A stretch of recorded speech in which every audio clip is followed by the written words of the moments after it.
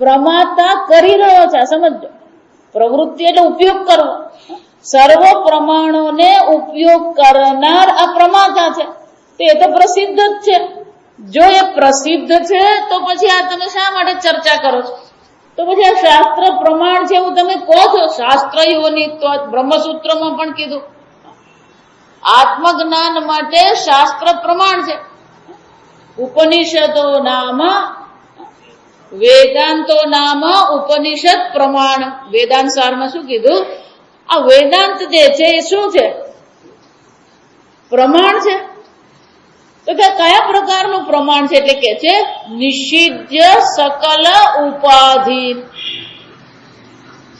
સર્વ પ્રકારની ઉપાધિઓની નિવૃત્તિ કરવી, એને માટે કોણ પ્રમાણ છે? શાસ્ત્ર પ્રમાણ. કેમ? બધા જ પોતાને દેહ માને છે, બધા જ પોતાને મન બુદ્ધિ માની રહ્યા છે, બધા જ પોતાને માતા પિતા માને છે, બધા જ પોતાને પતિ પત્ની માની રહ્યા છે.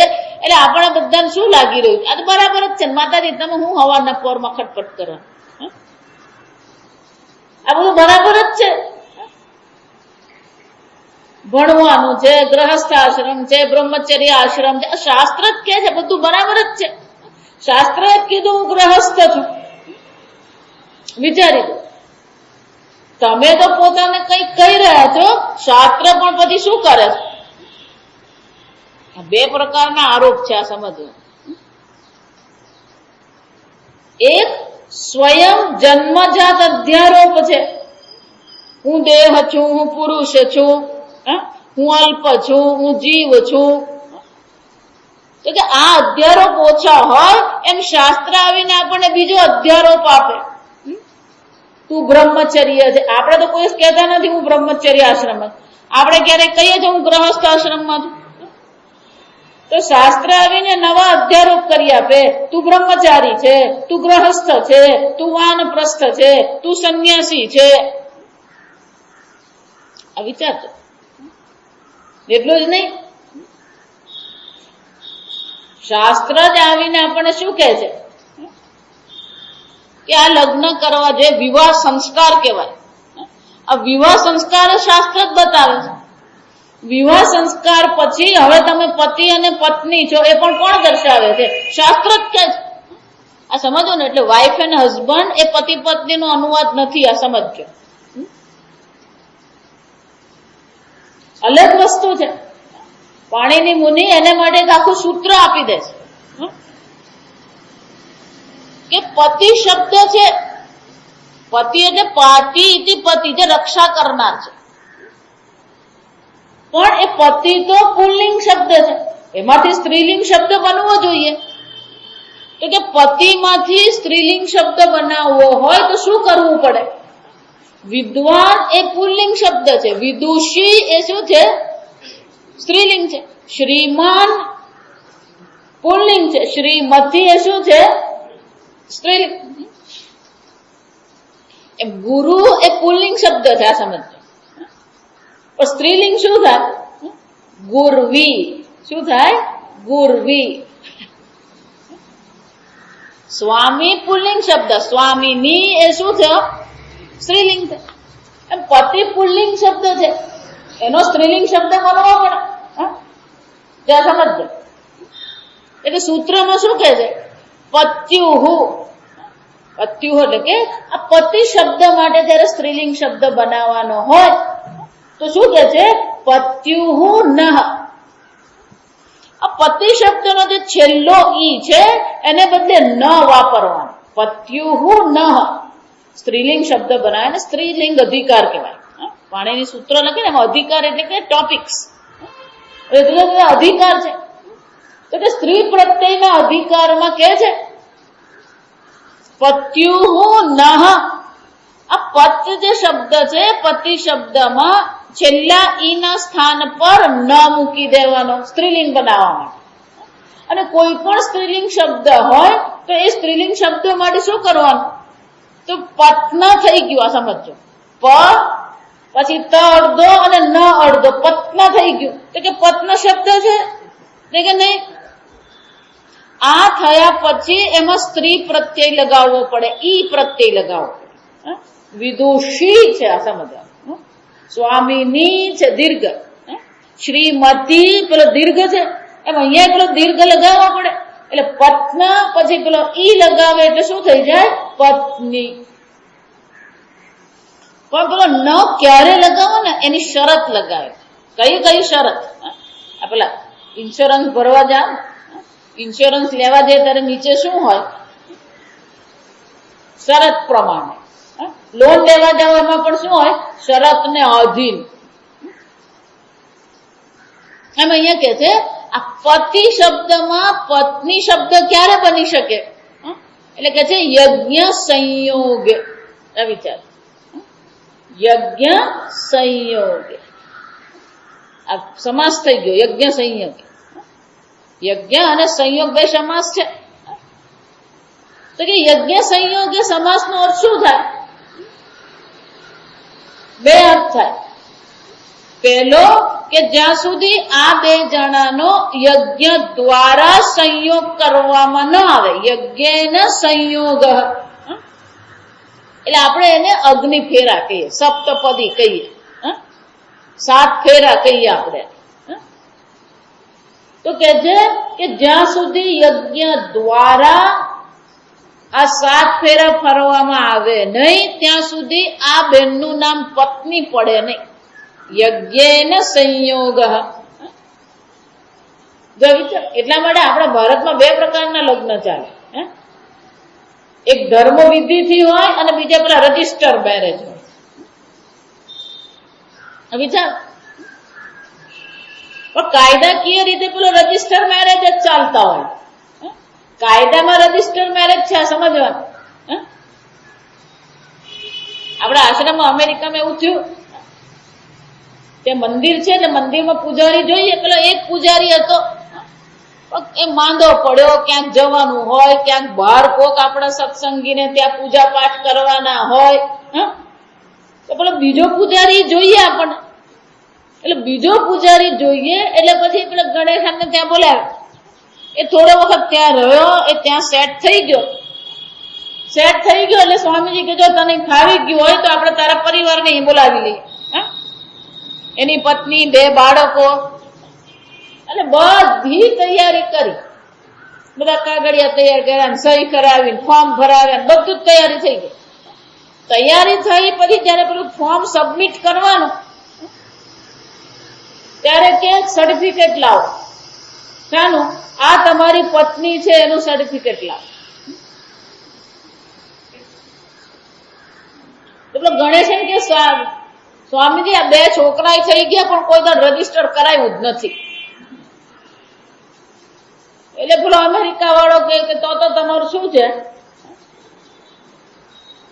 પુરવાર કરો કાગળ પર, શું આ મારી પત્ની છે. પેલો કે આ 2 થઈ ગયા, હવે હું બાકી રહ્યું નહીં. જો વિચારી જવું, એટલે આપણે ધાર્મિક વિધિથી લગ્ન કરી લીધા એટલે આપણે શું માનીએ? બસ છે. પણ કાયદાકીય રીતે શું થાય?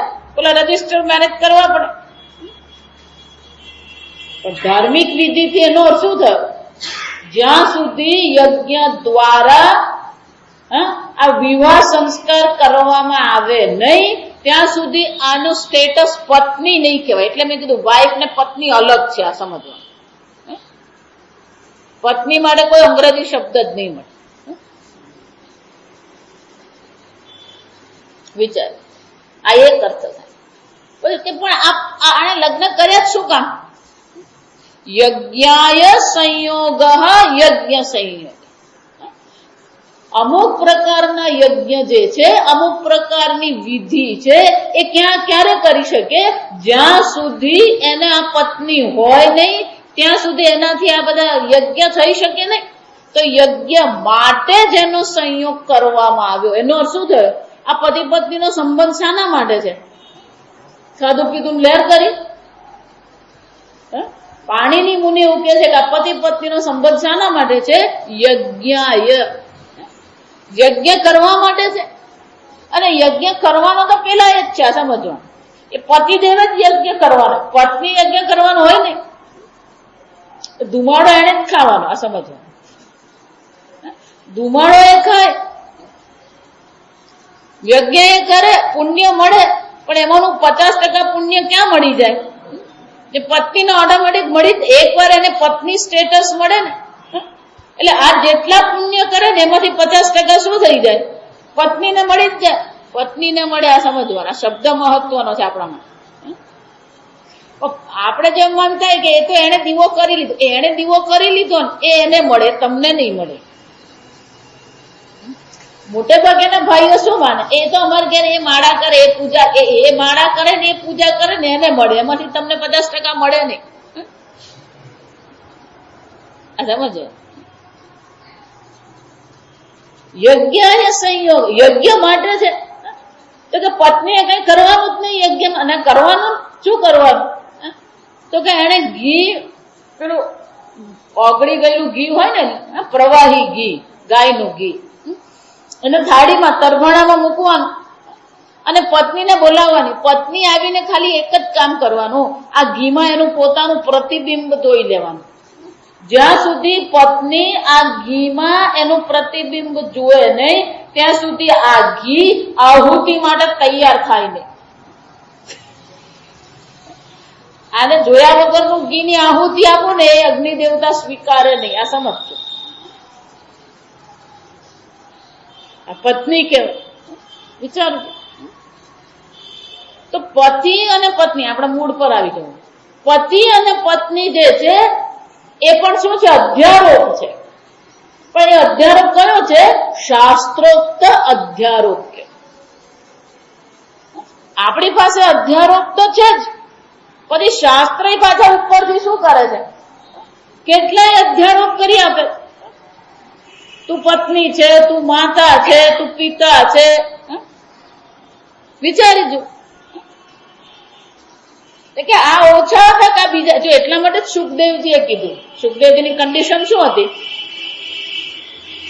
સુખદેવજી 11 વર્ષ સુધી ગર્ભમાં રહ્યા, બહાર નીકળવા તૈયાર નતા. કેમ? કારણ કે એમને ખબર હતી જેવો બહાર નીકળીશ એટલે શાસ્ત્રોક્ત અધ્યારોપ શું થવાના? શરૂ થઈ જ જવાના. એટલે એમણે શું કીધું? મને કોઈ પણ પ્રકારના સંસ્કાર એટલે કે શાસ્ત્રોક્ત અધ્યારોપ, આ બટુક છે, આ દ્વિજ છે, આ વિપ્ર છે, જો સમજો, જોઈએ જ ને. તમે આ કોઈ પણ પ્રકારના સંસ્કાર ન કરો, શાસ્ત્રોક્ત અધ્યારોપ ન કરો, તો સંસ્કારનો શું થાય? સુખદેવજી શું કહેવા માંગતા હતા? આ કોઈ પણ શાસ્ત્રોક્ત અધ્યારોપ ન કરો ને તો હું આ ગર્ભની બહાર આવું. સમજો. તમે એમ માનો છો હું મનુષ્ય છું, શાસ્ત્ર કે છે નહીં, તું પતિ છે, તું પિતા છે, અને આટલું કહીને અટકી પડે ને તોય ઠીક છે. પણ આટલું કર્યા પછી પણ શું કે છે? તું બ્રાહ્મણ છે, તું ક્ષત્રિય છે, તું કુરુવંશી છે. પછી આ ગોત્ર પણ અધ્યારોપ જ છે. હું ભારદ્વાજ ગોત્રનો, હું યાજ્ઞવલ્ક ગોત્રનો, ને હું કશ્યપ. કોઈ નહીં મળે ને તો કશ્યપ બોલી દેવા. એ શરૂ ક્યાંથી થયું? આવશે અહીંયા ભાગવતમાં પણ. શરૂ ક્યાંથી થયું? કશ્યપ અને અદિતિ. સંપૂર્ણ પ્રજાની ઉત્પત્તિ કશ્યપ અને અદિતિ થી થઈ. એટલે આપણને ખબર નહીં હોય તો કશ્યપ બોલી દેવું, ખબર હોય તો પછી બોલી શકીએ પીપલાદ મુનિનું ગોત્ર છે. તો ગોત્ર છે એ પણ શું છે? શાસ્ત્રોક્ત અધ્યારોપ છે. વિચાર્યું? ચંદ્રવંશ કહીએ, સૂર્યવંશ કહીએ, યાદવ કુળ કહીએ, કુરુવંશ કહીએ, આ બધા શું છે? વિચારો. તો પછી આમે આ જેટલો અધ્યારોપ કરેલા છે એમાં તો દુઃખી થઈ જ છે. આ શાસ્ત્ર વળી નવો અધ્યારોપ કરી આપીને પછી દુઃખી કરવા માંગે છે.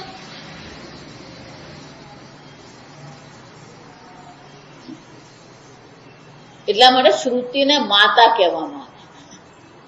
શ્રુતિને શું કહેવામાં આવે? માતા. માતા કોને કહેવાય? જે હંમેશા બાળકનું કલ્યાણ ઈચ્છે ને એને જ માતા કહેવાય. એટલે શ્રુતિ માતા પણ તમારું કલ્યાણ ઈચ્છી રહી છે. શ્રુતિ માતાને તો એક જ ઈચ્છા છે કે એકવાર આ મનુષ્ય જન્મ મળ્યો તો તું મોક્ષ પ્રાપ્ત કરી લે. આ સમજ. તો મોક્ષ પ્રાપ્ત કરવા માટે આ બધું કામનું છે, બધું જ કામનું છે. એટલા માટે તૈહિ અયમ ન વિરુદ્ધ્યતે એવું જયારે વાક્ય કહેવામાં આવે તો ફક્ત સૈદ્ધાંતિક રીતે આ નથી આ સમજવાનું. શ્રુતિનું દરેક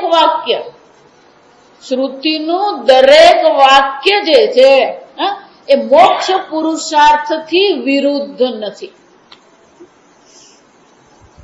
શ્રુતિ માતાને તો એક જ અપેક્ષા છે કે આ જીવનું હું કેમ કલ્યાણ કરું, આને મોક્ષની પ્રાપ્તિ કેમ થાય. પણ કે જો એને મોક્ષની પ્રાપ્તિ કરાવવી હોય તો મોક્ષ પ્રાપ્તિ માટે જ્ઞાન મેળવવું પડે. એટલા માટે જે શ્રુતિ માતા કર્મની ચર્ચા કરે છે એ જ શ્રુતિ માતા કર્મનો વિરોધ કરે છે. યદ્યથા ઇહલોકે કર્મચિત ક્ષીયતે. કર્મચિત એટલે કે કર્મથી જે સંચિત કર્યું છે, આ લોકમાં કર્મથી જે સંચિત કર્યું છે એનો શું થાય છે? નાશ થાય.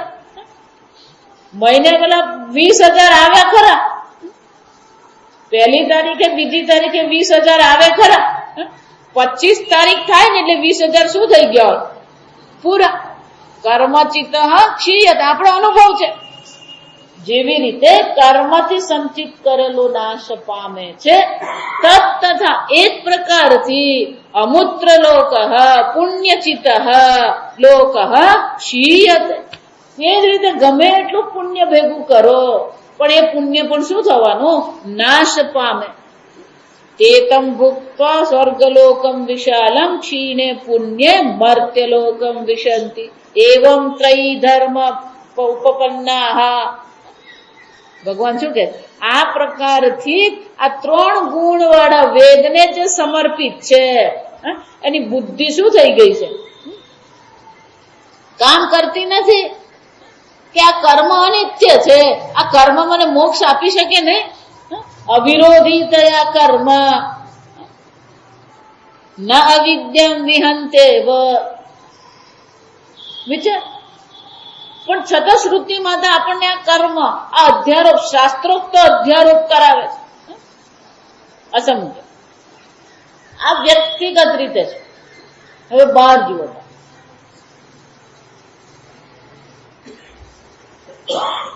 આંખ બતાવે છે આ આરસ નો પથ્થર છે. આંખ બતાવે છે આ આરસ નો પથ્થર છે. આંખ બતાવે છે આ પ્લાસ્ટર ઓફ પેરિસ ની મૂર્તિ છે. પણ મનથી શું કહીએ છે? આ ગણપતિ દાદા છે. ચાલ પગે લાગ ગણપતિ દાદા. એ મૂર્તિને પગે લાગે? નાના ટેણિયા નહીં આપણે કહીએ. શું કહીએ? ચાલ પગે લાગ, જો ગણપતિ દાદા. ગણપતિ દાદા ને પગે લાગ. બધી એક ને નહીં. આ સમજો. અહીંયા ખબર ને તો સુરતમાં ખાસ થતું હોય, સાંજે જમીને બધા રસ્તા પર હોય. કેમ? પેલા છોકરાઓને લઈને નીકળી પડે. છોકરાઓને બધા ગણપતિ દાદા બતાવે. રોજનું નક્કી કરે આ એરિયામાં જવાનું ત્યાં, અને પછી પેલા પેપર વાળા ફોટા આપે. રોજના પેપર વાળા 10 થી 15 ફોટા આપે. કયા કયા એરિયામાં કયા કયા ગણપતિ છે ને એ ગણપતિ કેવા છે ને એનો શણગાર કેવો છે, પછી એની થીમ કઈ છે. એટલે છોકરાઓ જોતા હોય, પપ્પા સંગ્રામપરામાં છે ને ગણપતિ દાદા બહુ સરસ છે, કોમ્પ્યુટરાઇઝ છે, પપ્પા આપણે કાલે જોવા જઈશું. હા આજે જ જોવા જઈશું. એટલે પપ્પા ને પાછો હરખ હોય જોવા. મને તો એ મૂર્તિ જોવા ગયા કે ગણપતિ દાદાનું દર્શન કર્યા? મૂર્તિનું દર્શન કરીએ પણ આંખ શું બતાવે? મૂર્તિ. આ સમજો. આ ગણપતિ દાદા છે, આ કૃષ્ણ છે, આ શિવ છે. એ પણ શું છે? શાસ્ત્રોક્ત અધ્યારોપ છે. એ પણ શું છે? આ કૃષ્ણ છે તમને કોણે કીધું? શાસ્ત્ર કે છે. આ સમજો. આ રામ છે, કોણે કીધું? તો ભગવાન પણ શું થવાના? શ્રુતિ માતા છે, શ્રુતિ માતા ઓળખાણ કરાવે છે, આ તારા પરમ પિતા છે, આ પરમાત્મા છે, આ તારી રક્ષા કરનાર ગણપતિ છે, વિઘ્નનો નાશ કરનાર ગણપતિ છે. આ શ્રુતિ માતા શું કરી રહી છે? ઓળખાણ કરાવે છે. આવી છે તો શ્રુતિ માતા શું કરે છે? અનેક નામ રૂપોમાં એક નામ રૂપને પરમાત્મા કીધું. આ કૃષ્ણ છે, આ રામ છે, આ શિવ છે. આને શું કહેવાય? શાસ્ત્રોક્ત અધ્યારોપ. અને રૂપની દ્રષ્ટિએ અધ્યારોપ કહેવાય. આ સમજજો. આ અધ્યારોપે ઘણા છે. રૂપાત્મક અધ્યારોપ છે આ કૃષ્ણ. એ જ રીતે નામ છે, નામ અનેક છે. અનેક નામમાં કીધું આ નારાયણ. કોને કોપીરાઈટ જોઈ ગયા ને આપણે? નારાયણ એ ભગવાનનું નામ છે, રામ એ ભગવાનનું નામ છે, માધવ એ ભગવાનનું નામ છે. આમ નામની દ્રષ્ટિએ પણ શું કરવામાં આવે છે? અધ્યારોપ છે. સમજ. એટલા માટે આપણે ભારતમાં જો બધાના નામ તમે જો ને ભગવાનના જ નામ હોય મોટે ભાગે. હવે આ પેલું લલ્લુ ચપ્પુ બધા નામ નીકળે. ટીંકુ, શું કે ટીંકુ ને કે પિંકુ ને પિયા ને ભલતા જ નામ. કોઈ અર્થ નહીં મળે. કોઈ ભાષા ટીંકુ કોઈ ડિક્શનરીમાં જોવા નહીં મળે. આ સમજ. આ ટીંકુ પિંકુ કરીએ ને કોઈ ડિક્શનરીમાં આ શબ્દ જોવા મળે. નામ રાખીએ તો ભગવાનના નામ રાખીએ. કેમ કે એ બાને શું થતું રે? ભગવાન નામ રે. અમારે એક સત્સંગી છે, એમને તો બહુ મજાનું છે. એમને તો જેટલા પણ નોકરો અત્યાર સુધીમાં આવ્યા ને એ બધા ભગવાનના નામ. પહેલા હતી પેલી બાઈ હતી ને ગંગા. અત્યારે પેલો રસોઈ કરે કોણ છે? સોમો. પાછા સોમ નહીં કે સોમ જ કહીએ પાછા આપણે. પછી છે પેલો શંકર. એટલે પેલા બેન મને કે આખો દિવસ સોમ ને શંકર જ કરતી રહું. તો વિચાર. રણછોડ, માધવ, નારાયણ. ભગવાને નામ આપણા માટે ભગવાનજીભાઈ, વિષ્ણુ. વિચાર કેમ? આ બધા કોના નામ છે? ભગવાનના નામ છે. પણ આ ભગવાનના નામ છે એમ તમને કોણે કીધું? એ તમારા બાપાએ કીધું. પણ બાપાને કોણે કીધું? એને બાપાએ કીધું. પણ એના બાપાને કોણે કીધું? સદાશિવ સમારંભ શંકરાચાર્ય. સમજો, એ પરંપરા જ છે.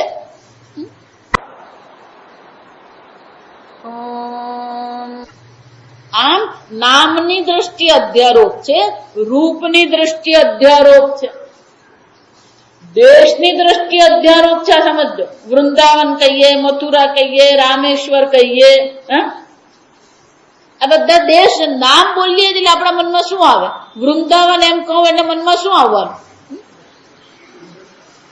યમુના એમ કહું એટલે શું આવવાનું? વિચારી જો.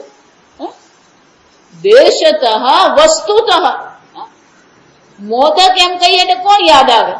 કોલેસ્ટ્રોલ યાદ નહીં આવે. કોલેસ્ટ્રોલ યાદ આવે ને એને ભારતીય કહેવાય નહીં. આ સમજવું. મોદક કહીને જેને કોલેસ્ટ્રોલ યાદ આવે ને એ હિન્દુ કહેવાય જ નહીં. માખણ સાંભળીને જેને કોલેસ્ટ્રોલ યાદ આવે ને એને હિન્દુ નહીં કહેવાય. માખણ એમ કે એટલે કોણ યાદ આવે? માખણ ચોર યાદ આવે. મોદક એમ કે ને એટલે ગણપતિ યાદ આવે. બીલીપત્ર એમ કે ને એટલે દવા યાદ નહીં આવવી જોઈએ. ડાયાબિટીસ યાદ નહીં આવવું જોઈએ. બીલી એમ કે એટલે શું યાદ આવવું જોઈએ? શિવજી યાદ આવવા જોઈએ. વિચારી વસ્તુતઃ પણ શું કરવામાં આવે? અધ્યારોપ. દુર્વા એમ કહીએ એટલે શું થયું? ગણપતિ. જો વિચારી આ બધા શાસ્ત્રોક્ત અધ્યારોપ કે આ સમજો. નામ છે, રૂપ છે, દેશ છે, વસ્તુ છે, ફૂલ છે. પારિજાત એમ કહીએ શું થાય? કૃષ્ણ ભગવાન એક નામ શું છે? પારિજાત અપહારકાય નમઃ. એમણે કોનું અપહરણ કર્યું? ક્યાંથી લઈ આવ્યા? સત્યભામા માટે સ્વર્ગમાંથી લઈ આવ્યા. પારિજાત. જાસૂદનું ફૂલ કહીએ, ધતુરો કહીએ. ધતુરો કહીએ તો ઝેર નહીં યાદ આવે. ધતુરો કહીએ કોણ યાદ આવે? શિવજી યાદ આવે. આંકડો કહીએ એટલે હનુમાનજી યાદ આવે. જો વિચારી જો, આ બધાને શું કહેવામાં આવે? શાસ્ત્રોક્ત અધ્યારો. વિચારજો. પણ કે આ બધા શાસ્ત્રોક્ત અધ્યારો કેમ છે? કંટકમ કંટકે નૈવ. કાંટો કાઢવો હોય ને તો બીજા કાંટાની જરૂર પડે. એમ આપણી બુદ્ધિ આ સાંસારિક નામ અને રૂપમાં અટવાયેલી છે. આપણી બુદ્ધિ આ દેહાત્મ બુદ્ધિમાં અટવાયેલી છે. આ દેહાત્મ બુદ્ધિ હટાવવા માટે શું કરવામાં આવ્યું? આ શાસ્ત્રોક્ત અધ્યારો. વિચાર, હું ભગવાનનો ભક્ત છું. એનો અર્થ શું થઈ ગયો? ભક્ત મહત્વનો છે, બાકીની બધી વસ્તુ શું થઈ જાય? ગૌણ બનવી જોઈએ. આપણું બનતું નથી, તકલીફ જ આ છે. અનેક સંબંધોમાં એક સંબંધ છે ગણપતિ દાદા, અનેક સંબંધોમાં એક સંબંધ છે કૃષ્ણ. સંબંધમાં અધ્યારોપ તમે જુઓ. આ કૃષ્ણ મારો લાલો, વાત્સલ્ય ભાવ, મિત્ર ભાવ, સખા ભાવ. વિચાર, આ બધા શું છે? શાસ્ત્રોક્ત અધ્યારોપ છે. માતાજી પણ આવું વેદમાં તો ક્યાંય જોવા જ નથી મળતું. તને સંસ્કૃત તો આવડતું નથી, તું ક્યાંથી બોલવા માંડ્યો? વેદમાં નથી. 4 ચોપડી વાંચે ને વેદની એટલે એને એમ જ થઈ જાય મને બધી જ ખબર. આ સમજ, બોલતા પહેલા 4 વાર વિચારવાનું. શાસ્ત્રોક્ત છે આ બધી વસ્તુ. કૃષ્ણ કહીએ, રામ કહીએ, શિવજી કહીએ, નીલકંઠ, સમુદ્ર મંથન. માતાજી ખરેખર સમુદ્ર મંથન થયેલો? તને કાન પકડીને જોવા લઈ જાઉં.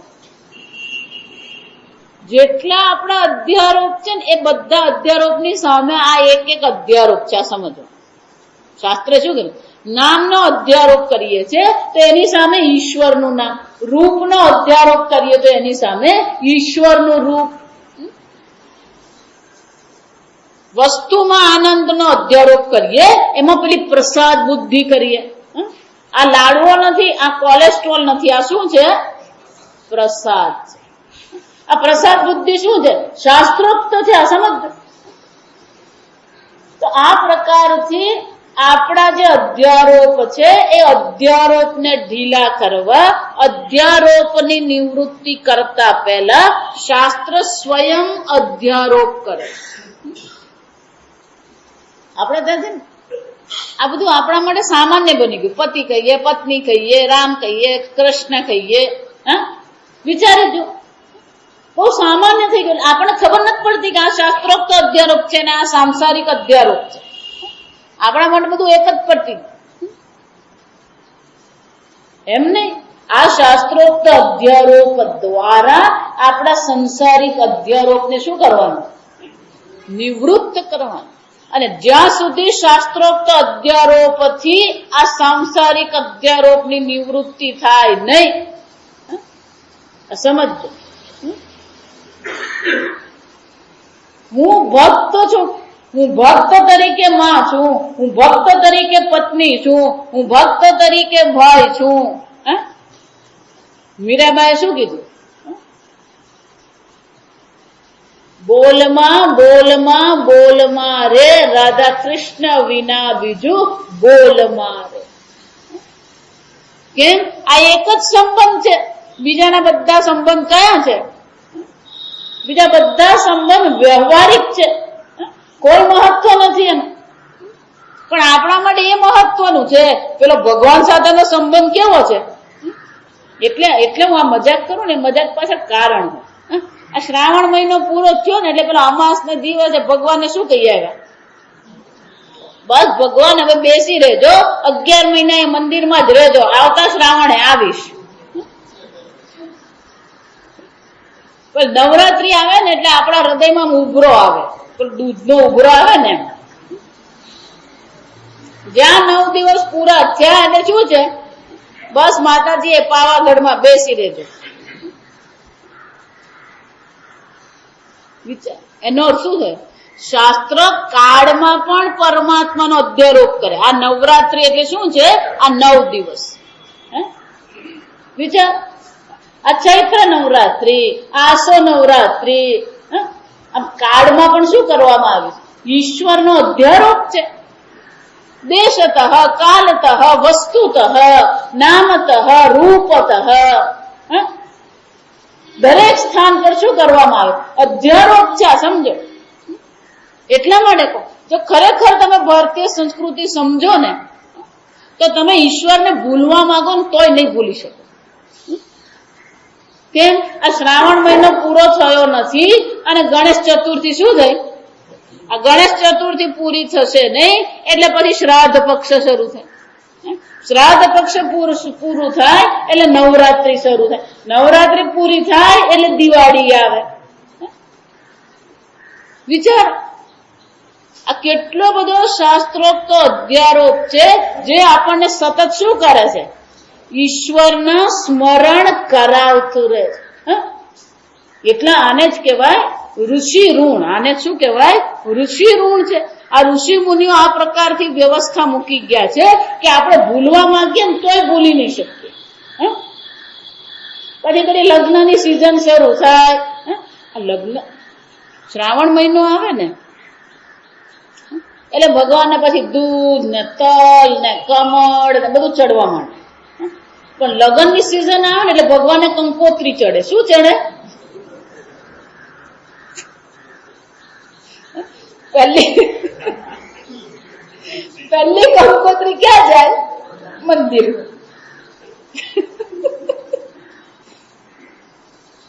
કંકોત્રી કરો પછી હોય ભગવાન, એટલે ગણપતિ હોય, પછી જલારામ બાપા હોય, પછી બાબા હોય બધું. વિચારી જો,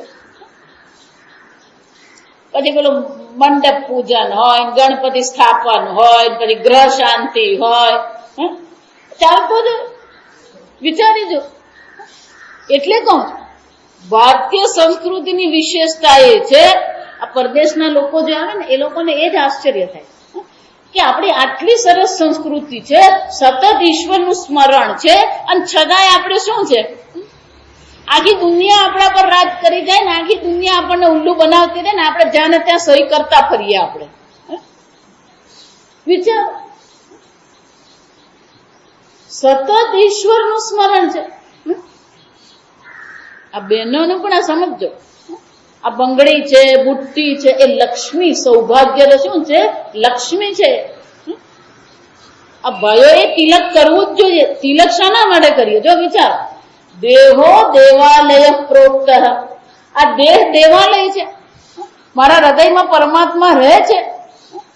તો પહેલા હું આ તિલક દ્વારા કોનું પ્રણામ કરું, કોની પૂજા કરું છું? આ મારા દેહમાં રહીને આ પરમાત્માની હું પૂજા કરું છું. આ તિલક કોને કર્યો? પરમાત્માને કર્યો. પણ આપણે તિલક કરવામાં હરમ લાગે. પછી માતાજી લોકો ભગત કે ભલે કે આમે ઘણું કે તો બીજું એક કે આમે ઘણું બધું કે જ છે લોકો, તો એમાં એક ઉમેરાય, શું ફરક પડવાનો આપણને? આ તિલક દ્વારા એને આપણે સ્મરણ કરાવીએ કે જે મારા હૃદયમાં રહેલા પરમાત્માની મેં પૂજા કરી, તો આપણને તો સ્મરણ છે જ, પણ આ તિલક જોઈને એને પણ આપણે શું કરાવીએ છીએ? ઈશ્વરનું સ્મરણ કરાવીએ. આ સમજો, વિચારી જુઓ. એટલે પેલો ભૂલવા માંગતો હોય તોય ન ભૂલે. આ તિલક જોઈને શું યાદ આવવાનું? એને ઈશ્વર યાદ આવવાનું. વિચાર, એવમ સતત યુક્ત નામ. આ પ્રકારથી સતત શું કરવાનું છે? મારું સ્મરણ કરવાનું. અસમ જ્યાં સુધી શાસ્ત્રોક્ત અધ્યારોપ પૂરી રીતે સમજીએ નહીં, ત્યાં સુધી સાંસારિક અધ્યારોપ નહીં જાય. આ સમજો. આપણે એમ માનતા માતાજી આમ ડાયરેક્ટ ઇન્સ્ટન્ટ, કોઈ કઈ ડાયરેક્ટ નથી. ભગવાન એ જ કે છે, ये तु सर्वाणि कर्माणि मयि सन्न्यस्य मत्पराः अनन्यनैव योगेन माम ध्यायन्त उपासते. આ વિચાર, આ ભગવાન કેટલી કન્ડિશન મૂકે છે. એ એટલે કે જે લોકોએ મન અને બુદ્ધિ મને સમર્પિત કર્યા છે, તે સતત મારું ધ્યાન કરે છે, મારું સ્મરણ કરે છે, તેષામ અહમ, તેષામ એનો અર્થ શું થયો? બધાનું નહીં. તેષામ અહમ સમુદ્ધરતા મૃત્યુ સંસાર સાગર ભવામિ ન ચિરાત પાર્થ મૈયા વેશિત ચેત યદા તે મોહ કલિલમ બુદ્ધિ. યદા ને તદા આ સમજો. આ બધે ભગવાને શું કર્યું? જ્યાં સુધી તું આ પ્રકારથી અધિકારી બને નહીં, તારું મન સતત ઈશ્વરનું સ્મરણ કરે નહીં. આ સમજ. પણ આપણી મુશ્કેલી શું છે? જેટલા મહાત્માઓ છે ને, હકીકત સાંભળો, નિંદા નથી, આ સમજદારી છે. બધા આ શાસ્ત્રોક્ત અધ્યારોપ પર અટકી પડ્યા છે. બધા ક્યાં અટકી પડ્યા છે? શાસ્ત્રોક્ત અધ્યારોપ પર અટકી ગયા અને પછી પોતપોતાના સિદ્ધાંત બનાવીને ચાલી રહ્યા છે. આ કૃષ્ણ છે, આ કૃષ્ણની બસ પૂજા અમે તો કરી, અમારે તો લાલાની પૂજા કરીને કામ પતી. એ બધા ક્યાં અટકી પડ્યા? શાસ્ત્રોક્ત અધ્યારોપ. પણ શાસ્ત્ર શું કે છે? કે શાસ્ત્રોક્ત અધ્યારોપ પર પણ અટકવાનું નથી, ત્યાંથી એક ડગલું આગળ ચાલવાનું છે. મનુષ્ય જીવનનું લક્ષ્ય માત્ર ને માત્ર શાસ્ત્રોક્ત અધ્યારોપ પ્રમાણેનું જીવન નથી. આ સમજ. શાસ્ત્રોક્ત અધ્યારોપ કર્યા પછી પણ શાસ્ત્ર સ્વયં શું કરે છે? નિષિધ્ય સકલ ઉપાધિ. આ સમજા, સકલ શબ્દ કેમ છે? જેટલા પણ વ્યક્તિગત છે અધ્યારોપ, વ્યવહારિક અધ્યારોપ છે, જેટલા પણ શાસ્ત્રોક્ત અધ્યારોપ છે. સકલ એનો અર્થ શું થયો? વ્યક્તિગત રીતે, વ્યવહારિક રીતે અને શાસ્ત્રોક્ત રીતે જે પણ કોઈ અધ્યારોપ કરવામાં આવ્યો છે, એ સર્વ પ્રકારની ઉપાધિઓને શું કરવાનો છે? નિષિધ્ય. નેતિ નેતિ ઇતિ વાક્યતઃ. અને છેવટે આમ વ્યક્તિગત હોય, વ્યવહારિક હોય, શાસ્ત્રોક્ત હોય, સર્વ પ્રકારની જે ઉપાધિ છે, આ સમજો, ઉપાધિનો અર્થ એવો નહીં કે સ્થૂળ હોય તો જ ઉપાધિ કહેવાય. મન પણ શું છે? ઉપાધિ છે. હું ભક્ત છું એ પણ શું છે? ઉપાધિ છે. એટલા માટે હનુમાનજી શું કહે છે? દેહ બુદ્ધ્યા તું દાસો. આ દેહથી હું ભગવાન તમારો દાસ છું. આ સમજો, આ શાસ્ત્રોક્ત અધ્યારોપ છે. દેહ બુદ્ધિથી હું તમારો દાસ ભક્ત છું. જીવ બુદ્ધ્યા તું ત્વદંશકમ. જીવ બુદ્ધિથી તમારો અંશ છું. આત્મબુદ્ધ્યા તું તદેવાહમ. આત્મબુદ્ધિથી ભગવાન હું ને તમે છીએ. ઇતિ મે દ્રઢમતિ. આ મારી દ્રઢ મતિ છે.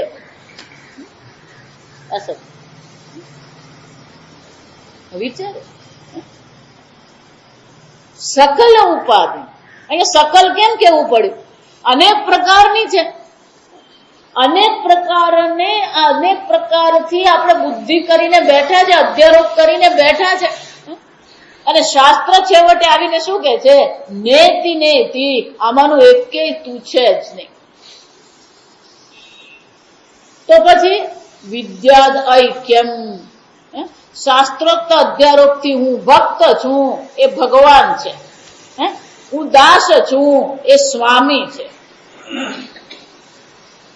પણ શાસ્ત્ર શું કે છે? અહીંયા અટકવાનું નથી, આગળ ચાલીને શું કહેવાનું છે? વિદ્યાત ઐક્યમ. જીવ અને પરમાત્માના ઐક્યને તું જાણ. પણ કે ઐક્ય જણાવે એને શું કહેવામાં આવે? મહાવાક્ય. મહાવાક્ય એટલે સ્થૂળતઃ મહાન નહીં, અર્થતઃ મહાન. મહાવાક્ય કોને કહેવાય? અર્થતઃ જે મહાન છે. વાક્ય તો નાનું જ છે, આ સમજવાનું. તત્વમસી આપણી દ્રષ્ટિએ નાનું વાક્ય છે, પણ અર્થની દ્રષ્ટિએ શું છે? તજ્જગત કારણમ બ્રહ્મ, એ સદ બ્રહ્મ જે છે. વિચાર, શ્વેત કેતો આત્મા કોણ છે? સ આત્મા, તત્વમસી, શ્વેત કેતો. આ ત્રણ અવસ્થાનો જે સાક્ષી આત્મા છે. આપણે એમ કે અવસ્થાત્રય એટલે માંડુક્યમાં, અવસ્થાત્રયની ચર્ચા છાંદોગ્યમાં છે, આ સમજવા. કઠોપનિષદમાં છે, મુંડકમાં છે, કૈવલ્યમાં પણ છે. કારણ કે ત્વમ પદાર્થનું શોધન કરવું હોય તો પંચકોશ અને અવસ્થાત્રય સાક્ષી દ્વારા જ આ શું થાય? ત્વમ પદ શોધન થાય. વિચાર, એટલે ત્યાં છાંદોગ્યમાં પણ ત્વમ પદનું શોધન કરીને શું કીધું? એ જે સાક્ષી આત્મા છે, સ આત્મા તત્વમ અસી, તદ જગત કારણ સદબ્રહ્મ ત્વમ અસી. આ મહાવાક્ય. અયમ આત્મા બ્રહ્મ, અયમ આ જે અપરોક્ષ આત્મા, અયમ એટલે શું છે? અપરોક્ષ આત્મા જે છે એ કોણ છે? એ બ્રહ્મ છે. બૃહદારણ્યક આખી ગીતામાં અનેક મહાવાક્ય છે. જો વિચાર, જન્મ કર્મ ચ મે દિવ્યમ એવં યો વેત્તિ તત્વતઃ જ્ઞાત્વા પુનર્જન્મ ન વિદ્યતે મામેતિ. મામેતિ નો શું છે? ઐક્ય. તત્વતઃ તરંગ પણ જળ છે, સમુદ્ર પણ જળ છે. તત્વતઃ બંને કેવા છે? મામેતિ. વિચાર, સતત ભગવાન જ કે છે મનુષ્યાણામ સહસ્રેષુ કશ્ચિદ્યતતિ સિદ્ધયે યતતામપી સિદ્ધાનામ કશ્ચિન મામ વેત્તિ તત્વતઃ. અહીંયા ભાગવતમાં એ જ જોઈએ. જીવસ્ય તત્વ જિજ્ઞાસા ભગવત તત્વ વિજ્ઞાનમ જાયતે. આપણે ભગવાનને જાણીએ છીએ, ભગવાનના તત્વને જાણતા. ભગવાનના તત્વને જાણવું હોય એટલે પૂજ્ય સ્વામીજી જરા જુદી રીતે, ઈશ્વરનું જ્ઞાન આપણું જે છે ને એ જ્ઞાન પરોક્ષ જ્ઞાન છે. આપણે જે ઈશ્વરને ઓળખીએ કોણ છે? પરોક્ષ ઈશ્વર. શાસ્ત્રોક્ત અધ્યારોપથી એને પ્રત્યક્ષ બનાવ્યો. આ ગણેશ છે, આ રામ છે, આ કૃષ્ણ છે. આ સમજો, શાસ્ત્રોક્ત અધ્યારોપ શું કરે છે? ઈશ્વરને પ્રત્યક્ષ કરે છે. પણ મહાવાક્ય શું કરે છે? એ પરોક્ષ પરમાત્માને અપરોક્ષ કરે છે. સમજાય? ફરીથી બોલું, આ સમજ, એને જ કહેવાય પરોક્ષ પરમાત્માને જે પ્રત્યક્ષ કરે એ શાસ્ત્રોક્ત અધ્યારોપ કહેવાય. પરોક્ષ પરમાત્માને પ્રત્યક્ષ કરે એ શાસ્ત્રોક્ત અધ્યારોપ છે.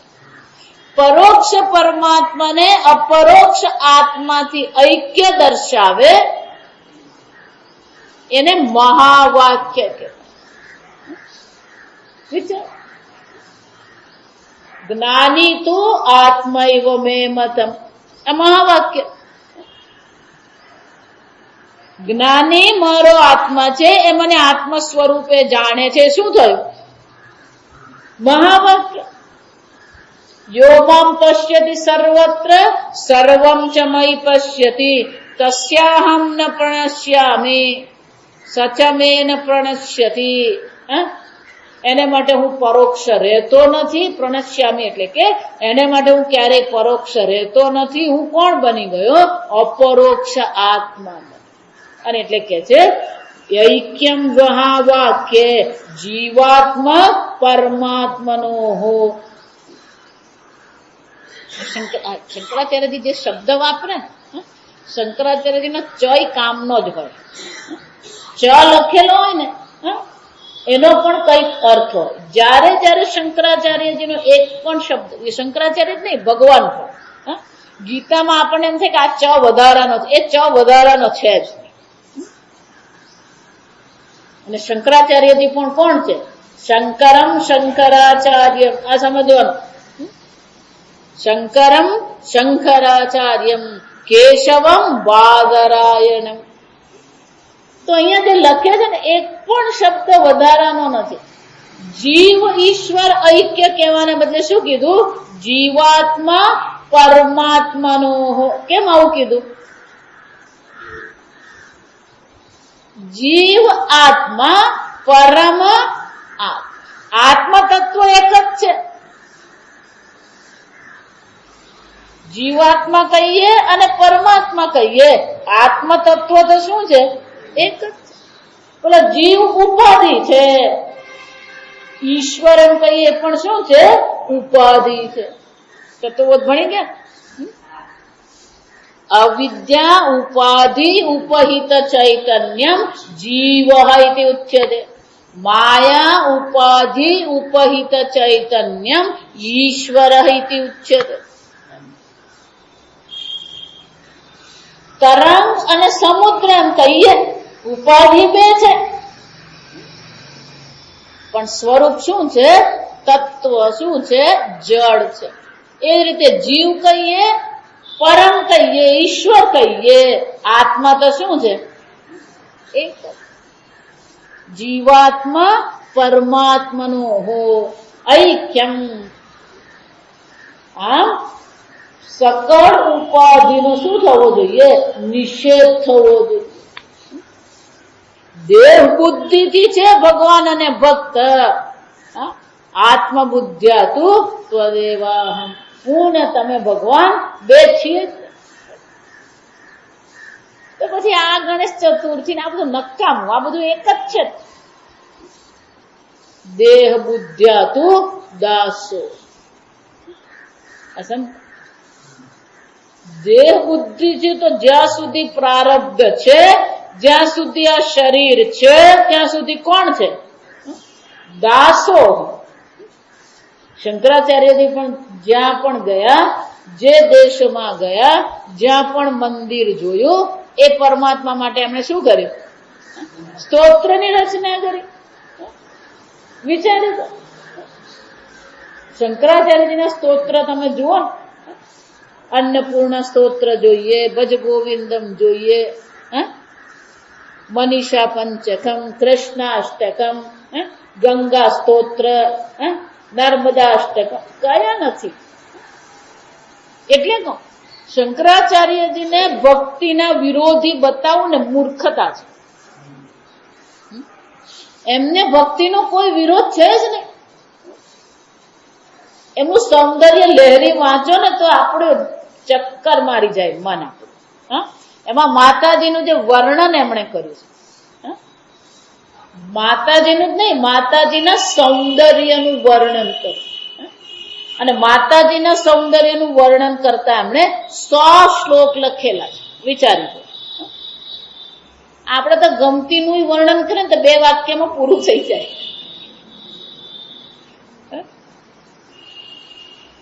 100 શ્લોકમાં શું કર્યું છે? એ માતાજીના સૌંદર્યનું વર્ણન છે. અને એ શ્લોક જે છે ને, આ સમજો વાસ્તવિકતા. એક એક શ્લોક એક એક મંત્ર છે. એક એક મંત્ર જ છે ને, એ દરેક મંત્રનું ફળ છે, દરેક મંત્રનું યંત્ર છે. જેમ શ્રી યંત્ર છે ને, એમ સૌંદર્ય લહરીના એક એક મંત્રનું યંત્ર છે, એનું ફળ છે. કે આ સિદ્ધ કરવું હોય, આવા સકામ ભાવથી કરવું હોય તો આ શ્લોક દ્વારા આની સિદ્ધિ થાય. એ શ્લોકનો આટલી માળા કરવાની, 18,000, 16,000. વિચારી દો. દેહ બુદ્ધિ તો આપણે બધા ભક્ત જ છીએ, જ્ઞાન થયા પછી પણ જ્ઞાની છે ભરતર્ષભ. ભગવાન શું કે છે? જ્ઞાની મારો ભક્ત જ છે. આ સમજ. ભક્ત બુદ્ધિ એટલા માટે ભક્તિ તો સામાન્ય જ છે. આ સમજો. કોઈ એને અલગ સિદ્ધાંત બનાવવાની જરૂર જ નથી. આશ્રમની દ્રષ્ટિએ વિચારીએ તો શું છે? બ્રહ્મચારીએ જપ કરવાનો છે, ગ્રહસ્થી પૂજા પાઠ કરવાનો, વાનપ્રસ્થે જપ કરવાનો છે, સંન્યાસીએ પોતે પણ જપ કરવાનો છે. વર્ણની દ્રષ્ટિએ વિચારે તો બ્રાહ્મણ હોય, ક્ષત્રિય હોય, વૈશ્ય હોય, શૂદ્ર હોય, દરેક જણ ભક્ત તો છે. તો ભક્તિને એક વિશેષ પ્રકારથી સિદ્ધાંત બનાવવાનો નથી. એ તો શું છે? શાસ્ત્રોક્ત અધ્યારોપ છે, જે આપણે સાંસારિક આસક્તિને, સાંસારિક અહંતા મમતાને તોડવા માટે છે. જેટલી તમારી સંસારિક અહંતા મમતા તૂટશે એટલો જ આ ભક્ત શું થવાનો? વધુ ને વધુ દ્રઢ બનશે. અને ભગવાન કહે છે કે જો આ તારી ભક્તિ દ્રઢ થઈ ગઈ, એક વાર તારી ભક્તિ દ્રઢ થઈ તો પછી અર્જુન જ્ઞાન થવામાં વાર નથી. અને એટલા માટે સકલ ઉપાધિ, આ બધી ઉપાધિનો નિષેધ, પણ એ નિષેધ કોણ કરી આપે છે? જાતે કરીશું? શરૂઆત કરી હતી તો શાસ્ત્રનું પ્રામાણ્ય ક્યાં ગળી છે? શાસ્ત્રોક્ત અધ્યારોપ અને શાસ્ત્રોક્ત પ્રમાણ દ્વારા જ આ બધા અધ્યારોપની નિવૃત્તિ માટે શાસ્ત્ર શું છે? પ્રમાણ છે. આગળ આપણે કાલે હું 3 શ્લોક બોલાવું અને વિચારું કે આજે 3 શ્લોક કરવાના છે, પણ શું થઈ જાય? ઓમ અસતો મા સદ્ગમય તમસો મા જ્યોતિર્ગમય મૃત્યોર્મા અમૃતં ગમય. ઓમ પૂર્ણમદ પૂર્ણમિદં પૂર્ણાત પૂર્ણમુદચ્યતે પૂર્ણસ્ય પૂર્ણમાદાય પૂર્ણમેવાવશિષ્યતે. ઓમ શાંતિ શાંતિ શાંતિ. હરિ ઓમ શ્રી ગુરુભ્યો નમઃ. હરિ ઓમ.